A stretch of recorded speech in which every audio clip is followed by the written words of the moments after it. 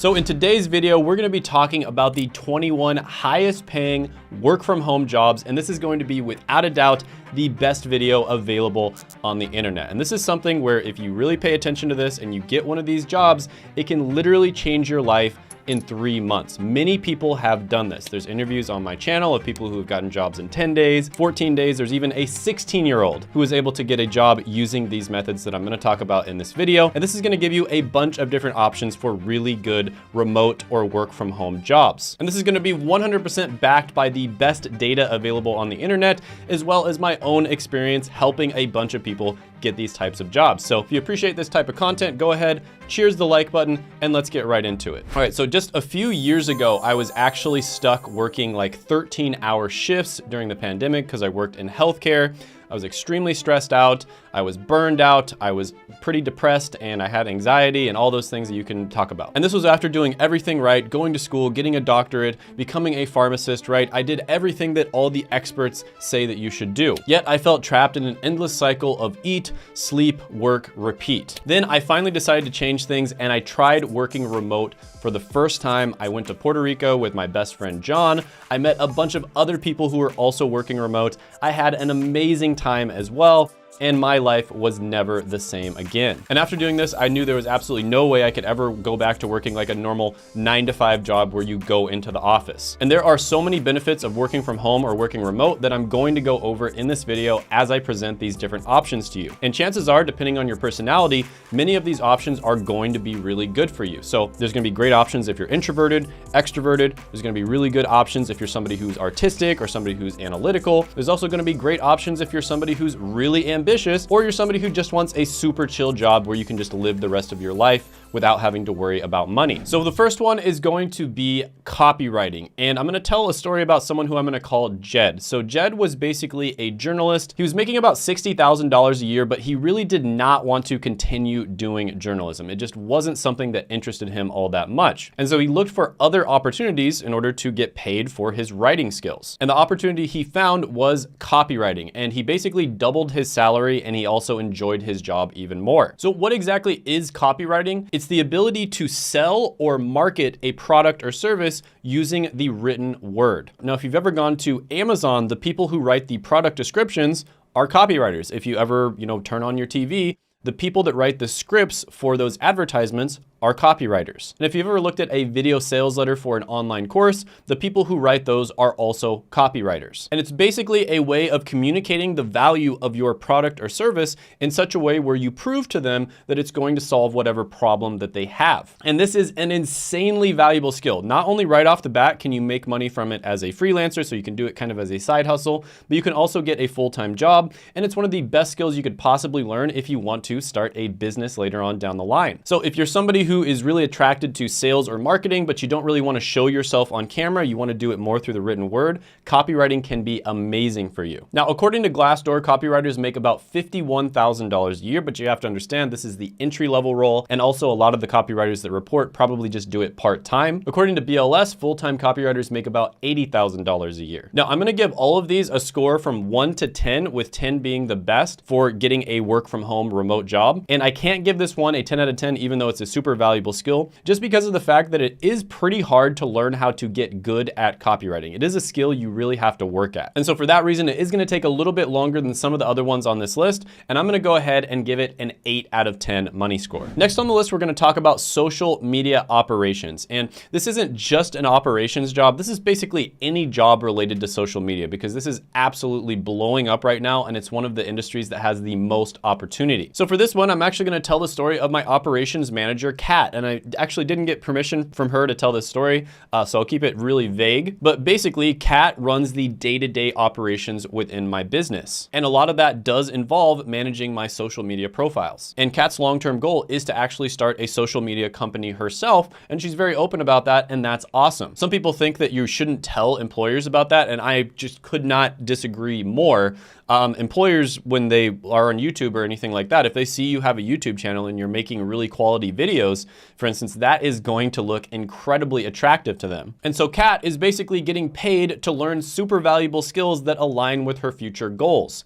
Good job, Kat. So if you look up social media operations on LinkedIn, there's about 7,000 job postings. And if you look it up on Glassdoor, they're making about $57,000 a year. Now this one is really good, but it's another one where it might take a little bit more time than a bunch of the other ones that I'm gonna put on this list. So for that reason, I'm gonna give it a 9 out of 10 money score. Next one I'm gonna talk about is web development. And this is exactly what it sounds like. You're basically going to be writing code specifically for websites. So it's basically the easiest type of software development that you could possibly learn. And a lot of the time, people who start off in software development will learn web development or front-end development because it's kind of the easiest one to learn. It's not nearly as technical as back-end. Now, if you look up web development under jobs on LinkedIn, there's about 31,000 results. And if you look it up on Glassdoor, you make about $82,000 a year. And there are countless examples of people who have started off in software development by getting into web development first. It pays really well. It's relatively easy to get into. Now, the truth is this used to be one of those careers where, let's say on a scale from like 1 to 100 for your skill level,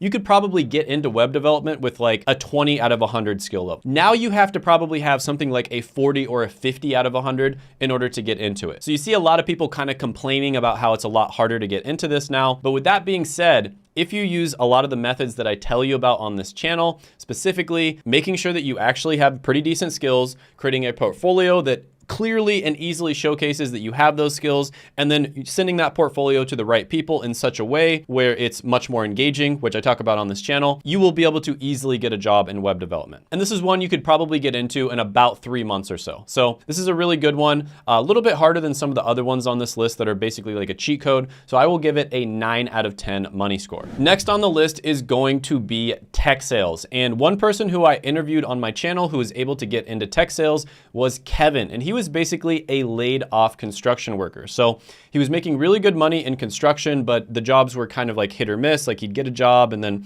he'd have a few weeks or a month where he wasn't working. So it was pretty good money, but it was also relatively hit or miss and it wasn't stable. And then the pandemic came and he got laid off and there was a long period where he could not find any work. And so he got on the internet, he started looking into different careers that had a lot of opportunity, and tech sales popped up. And he was able to get a job in tech sales in a very short amount of time. I believe it was actually 29 days. So this is currently one of my favorite careers. I mean, this is basically a cheat code. There is so much demand in the market right now for people who have this skill set. And this is one of the ones that I recommend the most right now on this channel. Now, I know everybody is kind of like freaking out about the tech layoffs, even though it's just like a very small percentage of people who are actually laid off. And it tends to be at the bigger companies who, you know, let's be honest, they hired way too many people and they didn't have work for them. But tech sales is probably one of the most recession-proof jobs you can get. And the reason for that is because people who are on the sales or the marketing team directly contribute to the company's bottom line. Whereas there's a lot of positions out there that are kind of like infrastructure or operations, that sort of thing. And those are the positions that a lot of the time will end up getting cut first. Not to say they aren't important, but companies prioritize things differently in a recession. Now, this definitely is not for everybody. There's a lot of people who kind of look into tech sales and they decide that it's really not the best thing for them, but it can be phenomenal for the right person. And I would say if I really just wanted to make it to $100,000 a year as fast as possible, if I was 18 right now and I literally just wanted to make it to $100,000 a year as fast as I possibly could, tech sales is the one I would go for. So according to Glassdoor, technology sales representative, which by the way is the entry-level position, they make almost $90,000 a year. So this one is without a doubt one of the best on the entire list. I'm gonna give this one a 10 out of 10. Next, let's talk about the one that I would personally do if I was 18 right now and I wanted to get into the job market, and that is digital marketing. So I told you about the 16-year-old James who was able to get a job, and he lives in Australia where they allow 16-year-olds to work. And he basically was thinking, should I go to college? Should I go to, you know, trade school? Like, what should I get into? And he looked around a lot and he found digital marketing, and he thought it was a really cool skill. He thought it, you know, matched his personality. It also had a ton of demand and he could get into it relatively quickly. So he tried to get into it and he was able to land a job at 16 years old. Obviously, he did not have any previous work experience because he was a 16-year-old, and he was still able to land a job because he did the things that I recommend on this channel. First of all, he found an in-demand, valuable skill that matches his personality. Then he learned some of the core fundamentals of what you need to know in order to get into that skill. And then he showcased a portfolio that very clearly showed that he actually knew those skills in such a way where it's easy for people to find it. And then he applied to the right companies and he sent them that portfolio. And he was very easily able to land a job at 16 years old. And I believe he was making over $40,000 a year. And on top of it, he was only working part-time. So he was only working 30 hours per week because he was busy with other things. Now, if you look up digital marketing on LinkedIn, this does fluctuate quite a bit, but there's over 160,000 results. And if you look up digital marketing on Glassdoor at the entry level, it's about $60,000 a year. So yeah, this is the one that I would personally choose just because it matches kind of my skill set and what my goals are in life if I was 18 right now. You're probably gonna make a little bit less money than tech sales, but you can still make it to that six-figure mark within about 3 to 4 years. This one gets a 10 out of 10 score as well. Okay, next one on the list, I'm actually gonna combine two different ones, and that is IT help desk as well as IT security, also known as cybersecurity. So the reason I'm combining these is because I wanna put as many really good options on the list as I possibly can, but this is another one of the best options you can possibly go for. I would argue this might be one of the easiest ways for you to possibly break into the technology industry without going into sales. And one of the reasons why you want to break into the technology industry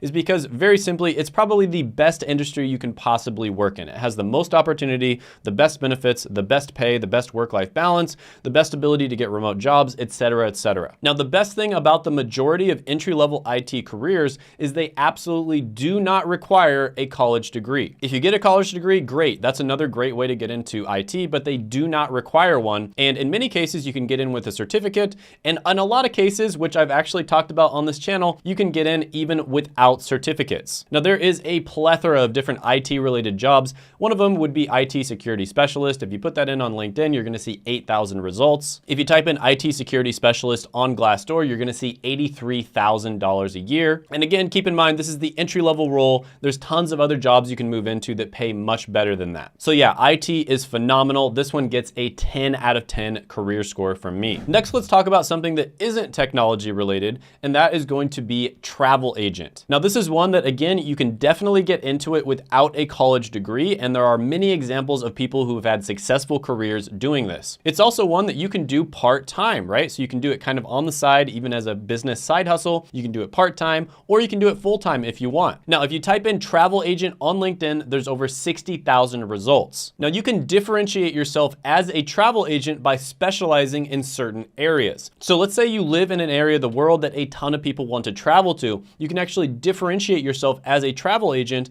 by living in that area and kind of knowing all the best attractions. And basically what you'd be doing is you would be helping to book flights, book hotels, tell people where all the best attractions are, kind of like maybe even make a little bit of a timeline for them when certain places are open, etc. Now, according to Glassdoor, travel agents make about $48,000 a year. This one is also a little bit harder to break into. So you're probably not going to be able to break into this one in 3 months and start making like $50,000. But I did want to include this one on the list because I have seen a lot of people be successful with it. So for that reason, it's still a pretty good one, but I'm going to give it a 3 out of 10 career score. Next on the list is going to be graphic design. This is one that can be extremely good if you go into the right niches and you learn the right skills. So for instance, let's say you're somebody who specializes in YouTube thumbnail design. That is going to make you much more valuable than a general freelance graphic designer. But honestly, I think you should specialize even further. Let's say you're somebody who really likes watching personal finance content on YouTube. You can specialize in personal finance thumbnail design. Because let's be honest, all of the different niches on YouTube are slightly different in terms of what works to get people to click the videos. So I get people literally reaching out to me every day trying to be like my thumbnail designer on YouTube, and I'll look at their portfolio and they have like graphic design stuff in their portfolio that has nothing to do with YouTube. And a lot of the time, if they do have thumbnail content, it'll be like a Minecraft video or something like that, right? And that isn't gonna attract me that much as somebody who's sort of in the personal finance niche. So this one can be good if you niche down enough, and the way you wanna do that is basically just look at what you watch a lot of on YouTube, right? So if you're very familiar with certain niches on YouTube, that would be the type of thumbnail design that you would wanna do. So you really wanna niche down even further. But overall, something like thumbnail design does take a long time to get good at. It's something where you might design something that looks pretty, but it doesn't actually get the clicks, right? And unfortunately, that's just not gonna work. So there is an artistic and a technical side of thumbnail design because you have to get really good at Photoshop, but there's also a little bit of a marketing side as well. So for that reason, this one is gonna get a 3 out of 10 money and career score from me. Next on the list is very similar, but a little bit better in my opinion, and that is going to be video editor. Now, personal brands are absolutely taking off. You've probably seen like Mr. Beast, for instance, he was offered $1 billion for his brand. He turned it down. Gary Vee basically said that he shouldn't accept anything under $10 billion.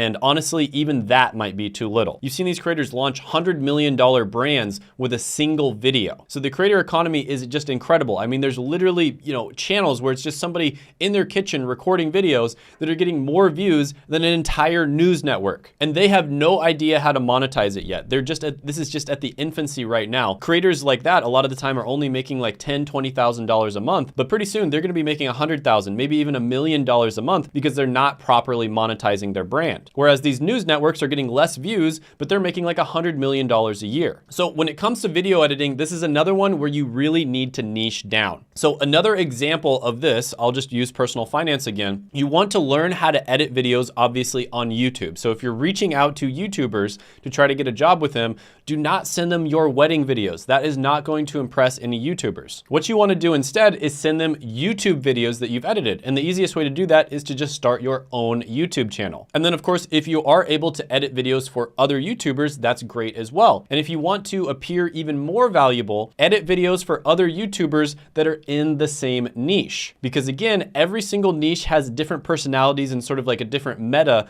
of what works. And there's this thing that's emerging on YouTube called retention editing. And this is basically where you get people to stay on your videos while they're on YouTube. So basically you're just making the videos a little more engaging and you increase the retention of the video, which makes YouTube, send it out to more people. So this one is an incredible one to get into, but video editing in general is saturated. But if you niche down, you do what I say on this channel, this one can be incredible. But overall, video editing in general, I'm gonna give it a 6 out of 10. But if you niche down, like I said, this one could be like a 9 out of 10 or a 10 out of 10. Next one on the list is going to be an insurance agent. Now, this is another one of those where you can get into it relatively easily. And essentially what you're going to be doing is you're gonna be talking to people who are interested in insurance, and you're gonna be trying to convince them to buy your company's insurance or figure out what the best type of insurance is for them. Now, this one can be a little bit sketchy because some of the insurance companies can try to get people to buy insurance that they don't need, right? So a lot of the time, the best insurance to buy is just gonna be term insurance, but they'll try to get you to buy like whole life insurance. But with that being said, I'm not being biased in this video. I'm just telling you which jobs are relatively easy to get into. So if you look on LinkedIn, this one has about 69,000 results. And if you look on Glassdoor, you're gonna see they make about $70,000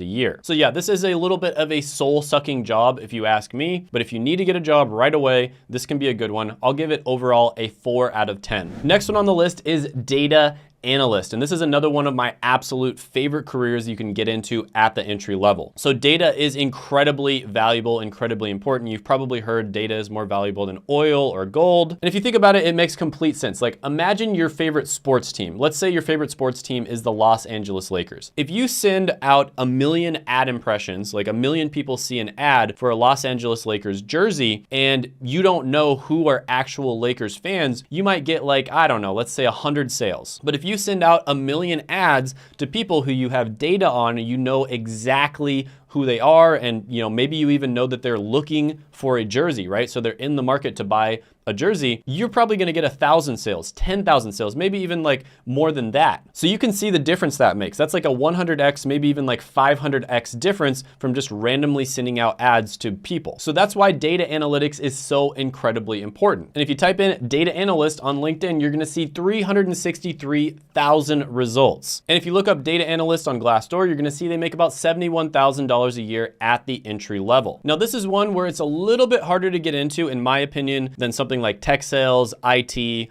or digital marketing. And I've actually looked for a good course that basically takes you from like A to Z, 0 to hero, and teaching you how to get into data analytics. And I was never able to find one, but a really good place to start is the Google Professional Certificate for Data Analysts. That might not get you all the way, but it'll probably get you like 80% of the way there. So this one, I can't quite give it a 10 out of 10. If I'm able to find a course for that just takes you from 0 to hero, I will give it a 10 out of 10, but this one I'll give a 9 out of 10 at this point. Next on the list is going to be a creative director. And of course, the one that I would recommend going into is not like working in Hollywood or working for big advertising agencies, but actually working for a social media company. So this is another position that I recently hired. I got Job on my team, and he basically is a creative director for the YouTube channel. And as a creative director, you're gonna help a company in all things related to their creative direction that involves artistic work. So if you look this one up on LinkedIn, there's about 16,000 results. That's pretty good. And if you look it up on Glassdoor, there's 142,000 results. Now, this is not an entry-level position per per se. This is one where it's gonna be easier for you to get in if you do have some experience. But with that being said, if you niche down and you become a creative director specifically for a YouTube channel, for instance, that's how you can actually get in without having any other previous experience. And again, you would do that by following the steps that I lay out in this channel of making sure that you have the right skills, you understand the niche that the person is in, you create a portfolio, you send it to them the right way, and that is how you can get a job. So one of the reasons I hired Job, for instance, is because he's very familiar with YouTube. He's somebody who watches a ton of YouTube just like I did. And in my interview with him, he actually brought up other YouTubers that I have watched for years. But yeah, this one I am gonna give a 6 out of 10 score for, just because of the fact that it's not entry level and it's not something that everybody watching this video could easily get into. Next on the list is going to be a claims adjuster. And this is somebody who works in the insurance industry, and you would basically take calls from people who are trying to claim their insurance. So let's say somebody had like a house fire, for instance, and they're trying to get some type of money back from their insurance company. So they say, hey, there's $10,000 worth of damage. I want to get $10,000. And as a claims adjuster, you would say, okay, send me the information, send me the photos, send me the details of what happened. And you would determine how much you're going to give them or if you're going to give them anything at all. So this is kind of another one of those jobs where, yes, it is relatively easy to get into, but it can also be a little bit soul-sucking, because let's be honest, you have the best interest of the company in mind. So your goal is to give them the least amount of money possible. And of course, some companies are going to be better about this than others, but yeah, I think you get my point here. If you look this up on LinkedIn, there's about 2,000 results. And if you look it up on Glassdoor, you're going to see they make about $54,000 a year. So this is one that you can get into relatively easily. You don't need a college degree. You don't need previous experience in many cases. But with that being said, I'm going to give this one a 4 out of 10. Next on the list is going to be instructional design. This is another one of my favorite careers out there right now. So this one absolutely blew up during the pandemic, and I have a friend who is in instructional design, and he was kind of just working as a freelancer. And during the pandemic, he was actually able to start a fully fledged business from this, where he makes hundreds of thousands of dollars a year. So this is one that you can work part-time, you can do as a freelancer, or you can get a full-time job, or you can start your own business. So it's extremely flexible. And basically what instructional design is you are going to be creating instructional or educational content online that's interactive. A lot of the time, this is going to be video content. So you'll be watching either an animation or a video from somebody, and then a question will pop up, right? So you'll be learning about something, and then a question will pop up that will test your knowledge. And if you ever had an entry-level job when they do the training at the very beginning, and they have this sort of thing where, situations pop up, like a customer is really angry at you, or there's some sort of spill in a store, something like that, and they will tell you exactly what to do, and then they'll ask you, what would you do in XYZ situations? Chances are an instructional designer created that. Now, if you look up instructional design on LinkedIn, there's about 17,000 results, but this is one where there's a lot of different like job titles related to it that are different. So there's actually a lot more results than that. And I actually just find this extremely interesting in general, because they're basically trying to make learning more fun, right? So they're kind of trying to gamify learning when it comes to instructional design, which I think this is going to get even bigger in the next 5 to 10 years. This is also a very artistic endeavor. So you are going to be kind of creating videos, you're going to be creating animations, and you are going to be educating people as well. So this can be a really good one if you're somebody who wants to do art as a career. And on Glassdoor, they say you make about $78,000 at the entry level. And of course, it gets much higher than that once you move up to the higher level positions. So this one is going to get a 9 out of 10 career score from me. Next on the list, we're going to talk about SEO specialist. Now, SEO stands for search engine optimization, and this is basically how you get blogs and websites to rank on the top of Google. And I cannot emphasize how important it is to have your website ranking on the top of Google on the first page rather than on the second page or the third page, because it can literally make like a 100x or a 1000x difference in the amount of money that your company makes. Now, there are a ton of different names for different SEO related roles. I'm not going to go into all of them, but just know that this one has a ton of opportunity. If you look on Glassdoor, it says SEO specialists make about $59,000 a year. Of course, that is the entry level role. You can move up into much higher level roles down the line. So yeah, this is one that you can get into relatively quickly. There's a lot of different SEO specialist type roles out there that I don't have time to get into in this video, but this is one where I'm going to give it an 8 out of 10. Next, let's talk about executive assistants. And this one is basically exactly what it sounds like. So you are basically going to be an assistant to somebody who's high up in a company like a CEO or an executive. So you're probably going to be doing things like managing a schedule, booking flights for them, fielding calls, etc. Now, one thing that's really interesting about this role that is a huge upside to me is you are very likely going to be often communicating with other kind of like high level people. So if you're somebody who has the goal of being an executive later on in life, this might be a really good opportunity for you because you're going to be communicating with them, you're going to be talking to them. It might even be a great way for you to network. And there's actually a story I heard of somebody who wanted to be a producer in Hollywood, and this is kind of the way that she got into that. She became an executive assistant for a real producer in Hollywood, and she was able to network with a bunch of other people and do a really good job, and eventually she became a producer herself. And if you didn't know, becoming a producer in Hollywood is incredibly difficult. It's like one of the hardest jobs you could possibly get. But with that being said, this is a high stress job, and becoming an assistant alone, it doesn't have a lot of vertical growth to it unless you have like a very specific goal. And also because of the fact that it's a little bit harder to get into. For that reason, I'm gonna give this one a 5 out of 10 score. Next, let's talk about virtual recruiters. And this is basically a recruiter for a company that just works virtually. It's that simple. Now, as a recruiter, you're basically gonna go out there and look for the right people to fill certain positions for companies. And on LinkedIn, there's actually over 243,000 results when you type in recruiter. And if you look at this one on Glassdoor, recruiters make about $69,000 a year on average. Now, this is one where there is a lot of incentive. So if you're a really good recruiter and you recruit for the right types of careers and you do a really good job basically finding the right people for those careers, companies will pay you a lot more. Now, overall, I'm gonna say this one, it's a little bit harder to get into. It's also really difficult to be a good recruiter. Typically, you have to have a lot of experience in a particular industry first, right? So the best way to become a recruiter is to first have a lot of experience in that industry, and maybe even better is in that role that you're recruiting for, and then you can become a good recruiter because you'll be able to easily judge whether people are really good at what they're saying they're good at. But with that being said, you know, because of the fact it's a little harder to get into and get good at it, I will give this one a 5 out of 10 money and career score. Next, let's talk about a really good, super niche role called a link building specialist. So you remember when I was talking about SEO and I talked about how it's so important to get your blog on the top of Google on the first page? Well, link building specialist is one of the most important positions to make this happen. So essentially what they do is they get backlinks from other websites to your blog or website. And that might not sound, you know, all that important. You're getting backlinks. Why would anybody care about that? But that's one of the main ways that Google will actually tell that your article is high quality. So there are people that are professionals at literally reaching out to other websites all day long and trying to get backlinks from those websites. Now, according to LinkedIn, link building makes about $77,000 a year. And this is kind of an entry-level position. But with that being said, you're gonna have a lot more success if one, you're an expert on whatever niche your blog is in, and two, you're really good at negotiating. So they're not gonna just give you backlinks for free. You have to give them value first, and that means you have to get good at negotiating. But with that being said, let's say you're an absolute personal finance nerd like me, you could work for a personal finance blog and reach out to other personal finance related blogs and try to get backlinks from them. And because of the fact that you're so familiar with the industry, it would give you a massive advantage. But again, on this one, I'm assuming you're an 18-year-old that has no skills or anything like that. And for that reason, I can only give this one a 7 out of 10 career score, but it can be a great opportunity for the right person. Next on the list is going to be an online tutor. Now, this is one that I did myself for many years. It's something that you can do kind of as a side hustle. You can do it part-time, you can get a full-time job, or you can even start your own business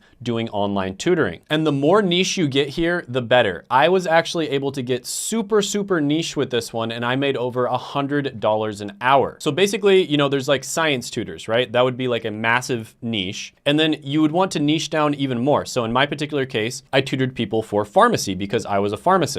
And even then, I don't think you're niching down far enough, even when you do that. You want to niche down even further. And what I did in my particular case is I tutored people in a specific pharmacy entrance exam called the PCAT, or the Pharmacy College Admissions Test. And that is how I was able to make over $100 an hour when I was relatively young and inexperienced. Now, if you look look up online tutor on LinkedIn, you're gonna see 267,000 results. So there's a ton of opportunities for online tutors. And if you look it up on Glassdoor, you're gonna see about $44,000 a year. So I think the reason most people don't get paid very much as online tutors is because they don't niche down enough. That's the common mistake that you just see over and over and over again. If you're just a science tutor, for instance, that's definitely not niche enough. And so because of the fact that you sort of do have to be an expert and you have to kind of understand your niche, I can't give this one a super high rating, but I will say this is probably the best side hustle that I personally ever did. And for that reason, I'm gonna give this one a 6 out of 10 money score. Okay, so next on the list is going to be quality assurance analyst. And this is basically somebody who makes sure that some sort of software product or website, when they're rolling out a new feature, that it doesn't have a lot of bugs or it doesn't have a lot of things that are going to irritate the customers. And this is an incredibly important position, not only because you make a quality product for your customers, but you're also able to get that product out much faster than other companies are able to. So there's a lot of companies out there where if they're able to roll a product out faster, that might save the company millions or even tens of millions of dollars if it's able to be rolled out maybe like a week before. So if you look up quality assurance analyst on LinkedIn, you're gonna see about 41,000 results. And if you look it up on Glassdoor, they make about $67,000 a year. Now, keep in mind, that's just the entry-level role. Now, one thing about quality assurance is, yes, you do need to know a little bit of coding in quality assurance, but it's not nearly as difficult as something like a back-end software developer. So yeah, this is a really good one that you can get into relatively quickly. I'm gonna give this one a 9 out of 10 remote career score. Next, let's talk about one of the most popular careers. You hear so much about this one,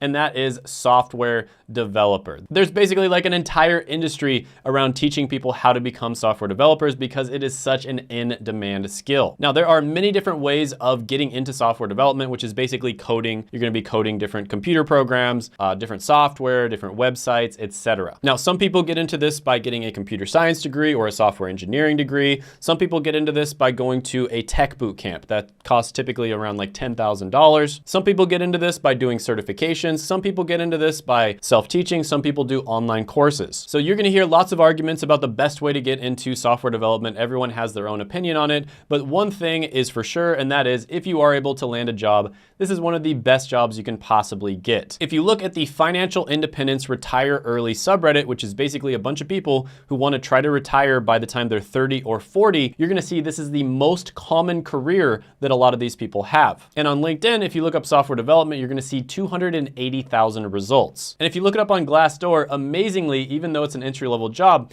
you're gonna see that you can make about $95,000 a year. Now, this one, it used to be incredibly easy to get into. Like 5 or 10 years ago, you could basically learn like the basics of the basics, create a good portfolio, have basic interview skills, and you could get a job in this.